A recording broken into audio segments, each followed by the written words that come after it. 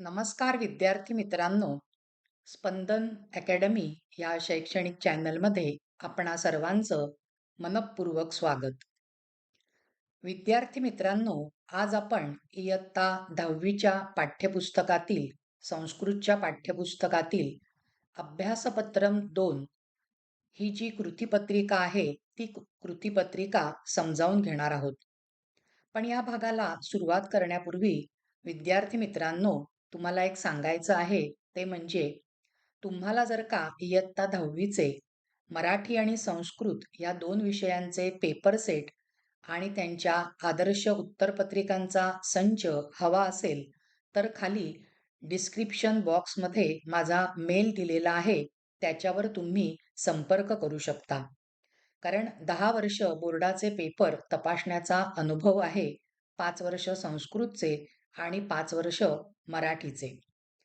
त्याच्यामुळे कोणत्या अनुषंगाने उत्तरपत्रिका तपासली जाते, आदर्श उत्तर काय असतं, कृतीपत्रिकेच्या नुसार कोणत्या प्रश्नांवरती भर दिला जातो, त्या अनुषंगाने पेपर सेट आणि आदर्श उत्तरपत्रिकांचा संच आहे. तो जर का कोणाला हवा असेल, तर त्यांनी मेलवरती संपर्क करावा. चला, विद्यार्थी मित्रांनो, आता आपण अभ्यासपत्रम 2 सोडवणार आहोत. आणि हे अभ्यासपत्रम 2 जे आहे ना, ते 4था पाठ, 5वा पाठ आणि 6वा पाठ ह्याच्यावर आधारित आहेत. आपण या 4, 5, 6 भागांचे जे अर्थाचे भाषांतराचे व्हिडिओ आहेत, ते आधीच आपल्या YouTube चॅनलवर टाकलेले आहेत. तुम्ही त्याचा रेफरन्स नक्की घेऊ शकता. पहिला प्रश्न काय दिलाय बघा. पहिला प्रश्न दिला आहे, वाक्यम पुनर्लिखित्वा सत्यम असत्यम इति लिखत. वाक्य सत्यम असत्यम असं लिहायचंय. पहिलं वाक्य आहे, सुदासः मालाकारः आसीत. सुदास मालाकार होता का? बरोबर आहे, बागेचा माळी होता तो. बरोबर आहे की नाही? म्हणून याचं उत्तर आपण इथे लाल अक्षरामध्ये लिहिलेलं आहे, सत्यम. दुसरं जे वाक्य आहे, ते दुसरं वाक्य बघा. सुगतः सुदासाय कमलार्थम अधिकमूल्यम यच्छति. ते जे सुगत आहेत, ते सुदासाला कमळासाठी अधिक किंमत देऊ इच्छित होते. बरोबर आहे काय वाक्य? नाही. सुगत त्याला कमळासाठी अधिक किंमत देऊ इच्छित नव्हते. उलट त्या सुगतांना, बुद्धांना बघून सुदासाच्या मनातली जी भौतिक लालसा आहे, पैशाची लालसा आहे, तीच उलट नष्ट झाली होती. म्हणजेच या वाक्याचं उत्तर काय येणार आहे विद्यार्थी मित्रांनो? असत्यम. पुढचं वाक्य बघूया. कमलस्य विकासेन तडागः विभूषितः. म्हणजे कमळाच्या उमलण्याने, कमळाच्या विकसित होण्याने तडाग म्हणजे सरोवर विभूषित झालं होतं, शोभून दिसत होतं. बरोबर आहे. कारण शिशिर ऋतू असताना सुद्धा, थंडीचा मोसम असताना सुद्धा त्या सरोवरामध्ये कमळ उमललेलं होतं. हे वाक्य सत्यम आहे. आता पुढचं वाक्य बघा. एतत् विश्वम अणुभिः निर्मितम. आता विद्यार्थी मित्रांनो, इथे खरं तर परमाणू हा शब्द त्यांनी म्हटला असताना अणुभिच्या ऐवजी तर जास्त संयुक्तिक होतं. पण त्या धड्याच्या अनुषंगाने जर का आपण या प्रश्नामध्ये असं अणुभिः आलं, तर तुम्ही सत्यम लिहिणं हे उचित आहे. लक्षात येतंय? खरं इथे शब्द त्यांनी द्यायला पाहिजे होता कृतीपत्रिका काढणाऱ्यांनी, परमाणू. परंतु इथे अणुभिः म्हणजे त्याचंच ते कॅल्क्युलेशन आहे. त्याच्यामुळे आपण इथे हे सत्यम असं लिहिलं तरी सुद्धा चालणार आहे. पुढचं वाक्य बघूया. द्रव्यस्य आदिमः घटकः परमाणुः अस्ति. द्रव्याचा आदिम म्हणजे स्टार्टिंग, प्रारंभिक घटक परमाणू आहे? नाही. द्रव्याचा अंतिम घटक. बरोबर आहे? म्हणजेच दिलेलं वाक्य कसं आहे विद्यार्थी मित्रांनो? असत्यम. पुढचं वाक्य बघा. अर्णवः क्षेत्रात तंडुलान आनयती. अर्णवने क्षेत्रामधून म्हणजे शेतामधून तंडूल म्हणजे तांदूळ आणले. बरोबर आहे का? नाही. त्यांनी स्वयंपाकघरातनं तांदूळ आणले होते. म्हणजेच ह्या प्रश्नाचं उत्तर काय येणार आहे? असत्यम. लक्षात आलेलं आहे? सत्यम असत्यम इति लिखत हा पहिला प्रश्न आपण समजावून घेतला. चला, आता आपल्याला जायचं आहे ते म्हणजे दुसऱ्या प्रश्नाकडे विद्यार्थी मित्रांनो. काय म्हटलंय त्यांनी बघा. त्यांनी म्हटलंय, उचितम पर्यायम चित्वा वाक्यम पुनर्लिखत. उचितम पर्यायम चित्वा. पहिलं वाक्य काय दिलंय बघा. शिशिर ऋतौ एकम डॅश व्यकसत. त्या शिशिर ऋतूमध्ये एक विकसित झालं. काय विकसित झालं? पद्मम का जपाकुसुमम? जपाकुसुमम म्हणजे जास्वंदाचं फूल. पद्मम म्हणजे कमळ. काय विकसित झालं होतं? कमळ. म्हणून मग आपला पर्याय काय येणार आहे? पद्मम. आता दुसरं वाक्य. अहो महिमा डॅश परमात्मनः का मानवस्य. महिमा कोणाचा आहे? परमात्म्याचा, ईश्वराचा. म्हणून या ठिकाणी आपल्याला परमात्मनः वरती काय करावी लागणार? अंडरलाईन. म्हणजे तुम्ही पेपरमध्ये वाक्य लिहिताना हे संपूर्ण वाक्य लिहून घ्यायचं आणि परमात्मनः खाली अंडरलाईन करायची. तिसरं वाक्य बघूया. पूजार्थमिदम कमलम आणि डॅश विक्रीणे का अभ्यर्थये. काय येणार आहे या ठिकाणी? म्हणजे पूजेसाठी ते कमळ विकू इच्छित होता का विकत घेऊ इच्छित होता? तर ते श्रेष्ठी जे होते किंवा तो सार्थवाह होता, त्यांना ते कमळ हवं होतं. म्हणून अभ्यर्थये हा पर्याय इथे बरोबर आहे. पुढचं वाक्य बघा विद्यार्थी मित्रांनो. अहम दश डॅश यच्छामी. मी 10 देऊ इच्छितो. काय देऊ इच्छितो? रुप्यकाणी म्हणजे रुपये देऊ इच्छितो का सुवर्ण नाणकानी देऊ इच्छितो? सुवर्ण नाणकानी हा पर्याय योग्य आहे. कारण तो सार्थवाह काय म्हणतो? मी तुम्हाला 10 सोन्याची नाणी देऊ इच्छितो. पुढचं वाक्य बघूया. अर्णवः डॅश गृहीत्वा प्रविशती. अर्णव प्रवेश करतो. काय घेऊन प्रवेश करतो? तर जपाकुसुमम का कमलम. आता इथे पर्याय येणार आहे जपाकुसुमम. जास्वंदाचं फूल घेऊन तो प्रवेश करतो. आणि पुढचं पर्यायाचं वाक्य आहे एतत विश्वम डॅश निर्मितम. हे विश्व निर्मितम निर्माण झालं आहे. आता इथे जे दोन पर्याय दिलेत, मगाशी कसं सत्यम असत्यमचं होतं ना, तसंच इथे. इथे खरं परमाणु असलं शब्द असला तर जास्त अचूक होता. पण आता इथे जे दोन पर्याय दिलेत, अणुबिही आणि तंडुलैही, याच्यामधनं साहजिकच आपल्याला पर्याय कोणता निवडायचा आहे? अणुबिही. आणि मग आपलं वाक्य काय बनलं? एतत विश्वम अणुबिही निर्मितम.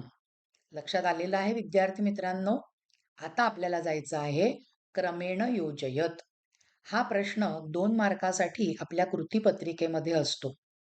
आपल्याला दुसऱ्या विभागामध्ये जो गद्य विभाग आहे त्याच्यामध्ये 2 गद्य परिच्छेद छापलेले असतात बघा, 7-7 मार्कासाठी. त्याच्यापैकी एका गद्य उतार्याच्या प्रश्नांमध्ये हा प्रश्न येतो क्रमेण योजयत. 2 मार्कासाठी प्रश्न असतो. उलट-सुलट वाक्य त्याने दिलेली असतात, जी इथे त्यांनी दिलेली आहेत. त्याची ऑर्डर लावायची. क्रमानुसार ती वाक्य आपल्याला लावायची आहेत, सिक्वेन्सनुसार. मग जो त्यांनी गट दिलाय त्याच्यातली आधी मी प्रश्नातली 4 वाक्य काय आहेत ती पाहते. पहिलं वाक्य काय त्यांनी दिलंय बघा. श्रेष्ठीनः सार्थवाहस्य च विवादः. दुसरं वाक्य काय म्हटलंय? शिशिर ऋतौ पद्मस्य विकासः. तिसरं वाक्य त्यांनी काय म्हटलंय? सुदासः विक्रयणार्थम राजसद्मनः पुरतः स्थितः. आणि चौथं वाक्य त्यांनी काय दिलेलं आहे? सुदासस्य धनप्राप्तेः इच्छा. बरोबर आहे. मग आता उत्तराचं काय येणार आहे बघा सिक्वेन्स. पहिलं वाक्य येणार आहे शिशिर ऋतौ पद्मस्य विकासः. नंतरचं वाक्य येणार आहे क्रमानुसार सुदासस्य धनप्राप्तेः इच्छा. नंतरचं वाक्य येणार आहे सुदासः विक्रयणार्थम राजसद्मनः पुरतः स्थितः. आणि चौथं वाक्य येणार आहे श्रेष्ठीनः सार्थवाहस्य च विवादः. तो परिच्छेद नीट वाचायचा आपल्या कृतीपत्रिकेत छापलेला. म्हणजे तुम्हाला ही जी ऑर्डर आहे, हा जो क्रम आहे तो अचूक लावता येईल. हे अतिशय 2 मार्क सोपे आहेत विद्यार्थी मित्रांनो. हा प्रश्न लिहिताना घाई गडबड करायची नाही. 2 पैकी 2 मार्क आपल्याला मिळवायचे आहेत. आता आ गटामध्ये त्यांनी कोणती वाक्य दिली आहेत ते आपण बघूया. काय म्हटलंय त्यांनी बघा. सुगत चरणाभ्याम कमलस्य समर्पणम. दुसरं वाक्य दिलंय सुदासस्य सुगत दर्शनम. तिसरं वाक्य त्यांनी दिलंय सुगतस्य आशीर्वाद प्रदानम. आणि चौथं वाक्य त्याने दिलेलं आहे सुगत दर्शनात बहुमूल्यस्य अपेक्षायाः विस्मरणम. बरोबर आहे. मग आता ह्याचा सिक्वेन्स काय येईल बघा. परिच्छेद नीट वाचल्यानंतर तुम्हाला ह्याचं उत्तर लिहिता येईल. पहिलं वाक्य येणार आहे सुदासस्य सुगत दर्शनम. नंतरचं वाक्य येणार आहे सुगतस्य आशीर्वाद प्रदानम. नंतरचं वाक्य येणार आहे सुगत दर्शनात बहुमूल्यस्य अपेक्षायाः विस्मरणम. आणि शेवटचं वाक्य येणार आहे सुगत चरणाभ्याम कमलस्य समर्पणम. आता ई गट त्यांनी काय दिलाय तो बघूया. पहिलं वाक्य त्यांनी दिलंय पितुः स्वस्य महाविद्यालये निमंत्रणम. दुसरं वाक्य त्यांनी दिलेलं आहे वैशेषिक सूत्राणी इति ग्रंथ विषये चर्चा. तिसरं वाक्य त्यांनी आपल्याला दिलेलं आहे पित्रा कणाद महर्षेः सिद्धांत विषये कथनम. आणि चौथं वाक्य दिलेलं आहे अर्णवस्य विस्तरेण पठनस्य इच्छा. मग आता त्याचा सिक्वेन्स काय येईल बघा. पहिलं वाक्य येईल पित्रा कणाद महर्षेः सिद्धांत विषये कथनम. नंतरचं वाक्य येणार आहे वैशेषिक सूत्राणी इति ग्रंथ विषये चर्चा. नंतरचं वाक्य येणार आहे अर्णवस्य विस्तरेण पठनस्य इच्छा. आणि शेवटचं वाक्य येणार आहे पितुः स्वस्य महाविद्यालये निमंत्रणम. हा प्रश्न कोणता झाला. क्रमेण योजयत. चला आता पुढच्या प्रश्नाकडे जाऊया. पुढचा प्रश्न त्यांनी दिलाय समास विग्रहम कुरुत. हा समासाचा प्रश्न कसा आहे तो माहिती आहे ना विद्यार्थी मित्रांनो तुम्हाला, की हे जे पहिलं उदाहरण आहे त्याच्यावरनं समजावून देते. आता बाल सूर्य बिंबम हे काय झालं समस्त पद. बरोबर आहे. त्याच्यानंतर त्याचा हा जो विग्रह केलाय बाल सूर्यस्य बिंबम हे काय झालं विग्रह. आणि षष्ठी तत्पुरुष हे काय झालं समासाचं नाव. असे 3 कॉलम तुम्हाला विद्यार्थी मित्रांनो कृतीपत्रिकेमध्ये दिलेले असतात बरं का. आणि त्या कृतीपत्रिकेच्या 3 कॉलम मधनं तुम्हाला काय करायचं असतं 2 कॉलम छापलेले असतात पण 1 कॉलम तुम्हाला भरायचा ठेवलेला असतो. आणि तो भरताना इतर जे 2 कॉलम आहेत त्याच्याकडे नीट लक्ष द्यायचं. म्हणजे सोप्या भाषेत सांगू का जवळजवळ 75% उत्तर त्या कृतीपत्रिकेतच छापलेलं असतं. आपल्याला नीट सिक्वेन्स लावायचा आहे. उदाहरणार्थ बघा बरं का. आता बालसूर्यबिंबम बालसूर्यस्य बिंबम षष्ठी तत्पुरुष. पेपरमध्ये जर का हे उदाहरण आलं तर कोणते तरी 2 कॉलम त्यांनी भरलेत. आता या ठिकाणी असं बघूया की बालसूर्यबिंबम पेपरमध्ये छापलंय आणि षष्ठी तत्पुरुष जर का पेपरमध्ये छापलंय तर आपल्याला लगेच सिक्वेन्स जोडता येईल. अरे षष्ठी तत्पुरुष म्हटलंय म्हणजे बालसूर्य या शब्दाची षष्ठी करायची प्रथम पदाची आणि उरलेलं जे उत्तर पद आहे ते तसंच लिहायचं. तुमच्या लक्षात येतंय कोणतेही 2 सिक्वेन्स जे असतील ते बघितल्यानंतर उरलेल्या कॉलम मध्ये आपल्याला योग्य उत्तर लिहिता येतं. फक्त थोडा विचार करायचा. घाई गडबडीने उत्तर लिहायला जायचं नाही. चला आता आपण एक एक उदाहरण बघूया. पहिलं उदाहरण आपण बघितलं. आता दुसरं उदाहरण राजसद्म राज्ञः सद्म षष्ठी तत्पुरुष समास. पूजार्थम पूजायै इति चतुर्थी तत्पुरुष समास. भक्तिरसार्णवः भक्तिरसस्य अर्णवः भक्तिरसाचा उदय. अर्णव म्हणजे सागर. भक्तिरसाचा सागर समुद्रच जणू उचंबळून आलेला त्याच्या मनामध्ये. सविनयम विनयेन सह पुस्तक पठणम पुस्तकस्य पठणम षष्ठी तत्पुरुष समास. परागकणाः परागस्य कणाः षष्ठी तत्पुरुष समास. सूक्ष्मकणाः सूक्ष्माः कणाः आणि समासाचं नाव काय येणार कर्मधारयः. कणाद मुनीही बघा विशेषण विशेष्य आलंय. विशेषण काय म्हणजे विशेष नाम आणि सामान्य नाम जोडी आली आहे. सामान्य नाम मुनीही, विशेष नाम कणाद, आणि म्हणून विग्रह काय केला? कणादः नाम मुनीही कर्मधारयः. नंतर आहे परमाणुः. बरोबर आहे. त्याचं काय येणार आहे? परमः अणुः कर्मधारयः समास. अल्पधीही, धी म्हणजे बुद्धी, मग त्याचं काय येणार आहे बघा? अल्पाधीही यस्य सह, बहुर्वीही समास. लक्षात येत आहे? पुढची उदाहरणं बघूया. पुढचं उदाहरण त्यांनी काय दिलंय बघा? मदांधः, मदेन अंधः, मदाने अंध, तृतीया तत्पुरुष समास. किंचित आता न्य म्हणजे इथे धातूचा उल्लेख होतोय, शेष, मग अशा वेळेला उपपद तत्पुरुष समास, आणि म्हणून मग विग्रह काय येणार? किंचित जानाति इति, उपपद तत्पुरुष. त्याच्यानंतरचं उदाहरण आहे उद्यानपालः, उद्यानं पालयति इति, उपपद तत्पुरुष. त्याच्यानंतर आलेलं आहे शिशिर ऋतौ, ऋतुः, शिशिरः नाम ऋतुः कर्मधारयः. लक्षात येत आहे तुमच्या विद्यार्थी मित्रांनो? पुढचं आहे निरजम, नीरे जायते इति, उपपद तत्पुरुषः. पुढचं आहे दर्शनार्थम, दर्शनासाठी, साठी किंवा करिता आलं की चतुर्थी तत्पुरुष, म्हणून मग विग्रह काय झालं? दर्शनाय इति, चतुर्थी तत्पुरुषः. महात्मा, विग्रह काय आला बघा? महान आत्मा यस्य सह बहुर्विही. नंतर आहे अश्मखंड, त्याचं काय येणार आहे? अश्मनः खंडः, षष्ठी तत्पुरुषः. पुढचं आहे हस्तस्थम. आता इथे परत उपपद आलाय, शेष जो आहे स्थम तो स्थाचा आलेला आहे, म्हणून मग काय आलंय बघा? हस्ते तिष्ठती इति, उपपद तत्पुरुषः. त्याच्यानंतर जपा कुसुमम, जपा नाम कुसुमम, उपपद तत्पुरुषः.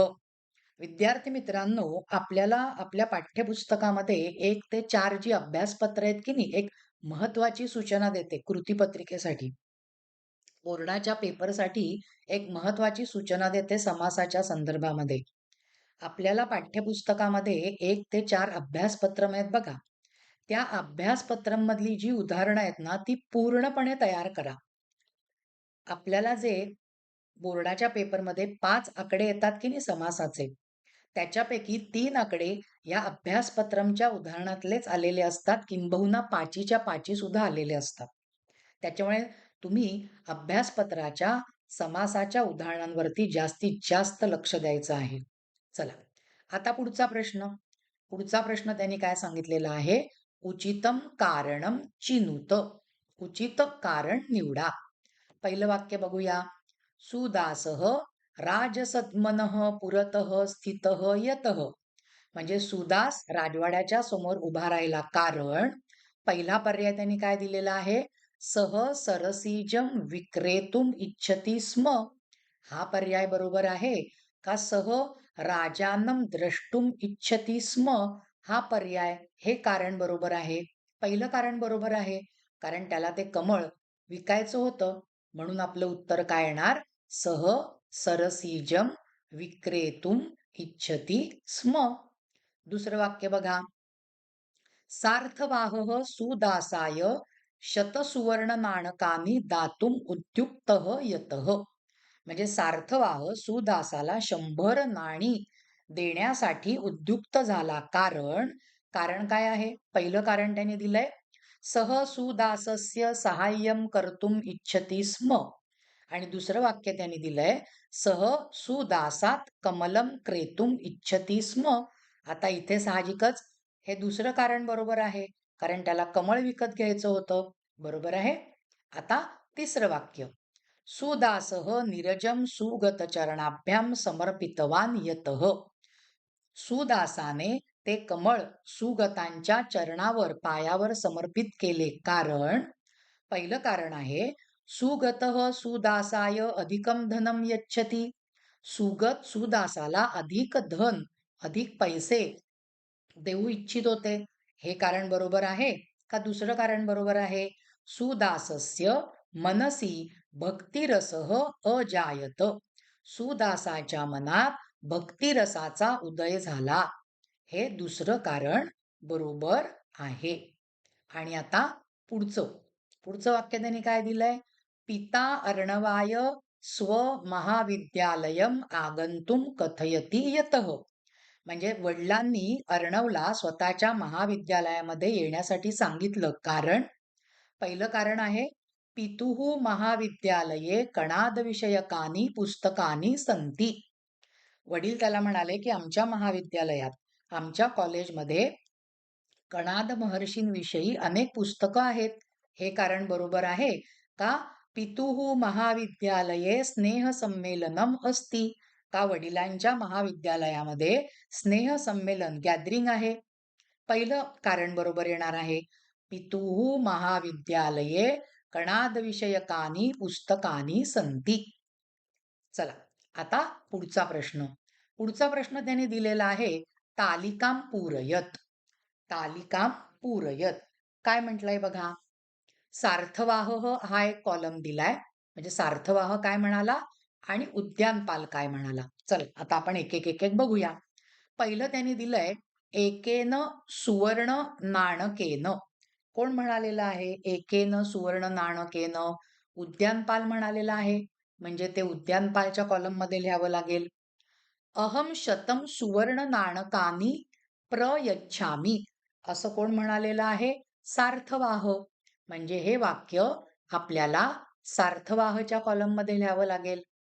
नैतद विक्रेतुम इच्छामी. कोण म्हणाला नाही मला हे कमळ विकण्याची इच्छा नाहीये? सुदास म्हणाला. म्हणजेच त्या उद्यानपालह मध्ये लिहावं लागेल. तत् कियता मूल्येन ददासी. हे कुठे लिहावं लागेल आपल्याला? सार्थवाह. कारण तो विचारतोय उद्यानपालला म्हणजे सुदासाला किती किमतीला देतोस. लक्षात येतं आहे. आता सातवा प्रश्न. सातवा प्रश्न काय म्हटलाय बघा. स्थानाधारेण शब्दपेटिकाम पूरयत. आणि खाली आपल्याला मंजुषेमध्ये 4 शब्द दिलेत. पहिला शब्द आहे वटवृक्ष, दुसरा शब्द आहे नगरम, तिसरा शब्द आहे अश्मखंड आणि चौथा शब्द आहे उद्यानम. आता हा सिक्वेन्स आपल्याला लावायचा आहे. लक्षात येत आहे. आपण हे जे आतलं जे आहे ना चौकट तिथपासून सुरुवात करू. तिथे आपल्याला आधी काय भरावं लागेल? अश्मखंड. हे अश्मखंड आहे. हे आपल्याला हे ही जी आतली चौकट आहे इथे लिहावं लागणार आहे. त्याच्या बाहेरच्या चौकटीत काय लिहावं लागणार आहे? वटवृक्ष. एक एक स्टेप आहेत त्या तुमच्या लक्षात येत आहे विद्यार्थी मित्रांनो. वटवृक्ष वटवृक्ष हे आपल्याला ह्या चौकटीत लिहावं लागणार आहे. त्याच्यानंतर आपल्याला काय लिहावं लागणार आहे? तिसऱ्या चौकटीमध्ये उद्यानम. तिसऱ्या चौकटीमध्ये काय लिहावं लागणार आहे आपल्याला? उद्यानम. आणि सगळ्यात बाहेरच्या चौकटीमध्ये काय लिहावं लागणार आहे मग आपल्याला आता? नगरम. तुमच्या लक्षात आलेलं आहे. स्थानानुसार ही शब्दपेटिका पूर्ण करायची आहे. 2 मार्कासाठी हा प्रश्न आपल्याला पेपरमध्ये येऊ शकतो. चला आता शेवटचा जो प्रश्न दिलाय तो बघूया. नामतालिका.